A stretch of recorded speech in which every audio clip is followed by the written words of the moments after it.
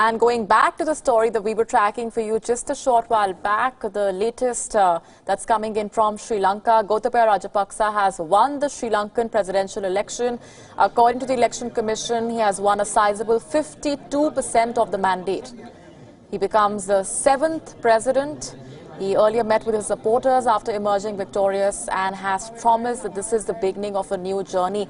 Let's get in further perspectives now from Iqbal Athas, Sunday Times political Lanka editor, joining us live on the broadcast from Colombo. Thanks very much for speaking with us here on WION World is One. Iqbal, let me begin by asking you, according to you, what does Gotabaya Rajapaksa's win mean for Sri Lanka?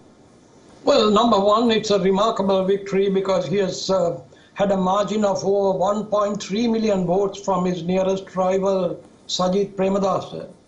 And the ramifications of these elections are going to be very many, and it's not possible to assess all of them because the polls are only over 24 hours ago.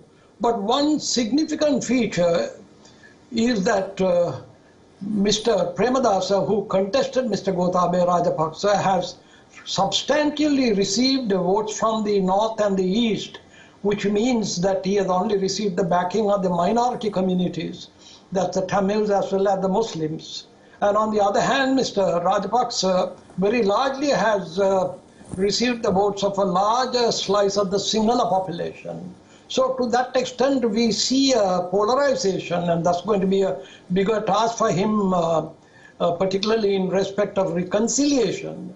Now, it's over 10 years since the Tamil Tiger rebels were defeated in the separatist war, and peace is yet a distant thing. So that's a bigger challenge for him. Other than that, there is also another factor which has contributed to this, particularly in the villages in the south. After the April 21 Easter Sunday massacres, there have been quite a lot of apprehension about the security situation in the country. And there have been a lot of talk about the national security being in danger. So they have gone back to him, since he is the man who provided the wherewithal for General Sarath Fonseca to end the war against the Tamil Tiger rebels. So are you optimistic that today's election result will restore the much needed stability on the ground? Well, in respect of certain areas, it sure will, because if you see, one of the total breakdowns in the country's structure has been the absence of any intelligence. We do know, after inquiries, that the State Intelligence Service, which is the country's premier intelligence mechanism, had the information about an attack and didn't pass it down to the political leadership. Now, to this extent, most of the corporate bodies in Colombo backed Mr. Gotabaya Rajapaksa, particularly in the backdrop of the reputation he has as a military man and as the person who was responsible for helping to end the war against the Tiger rebels. So to that extent, on the ground, there are certainly going to be stability, but there are a lot of other challenges he has to face.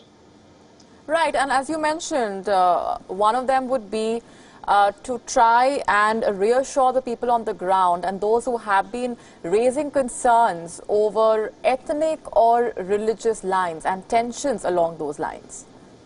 Well, that will have to become his priority, because if you see the voting patterns, it's very clear that the minorities have stood by Mr. Premadasa, which again is for a party which had been represented in the south is not a highly creditable achievement, but substantially the voting that he has received, which is 5.564 million, is largely the Tamil components in the north as well as the east. Absolutely. We're going to leave it there for the moment. Iqbal Athas, appreciate very much you joining us on the broadcast with those perspectives. As Iqbal is telling us, it's a long road ahead as far as the challenges on the ground are concerned, but there is optimism in the air that the election result in Sri Lanka will restore the much needed stability on the ground.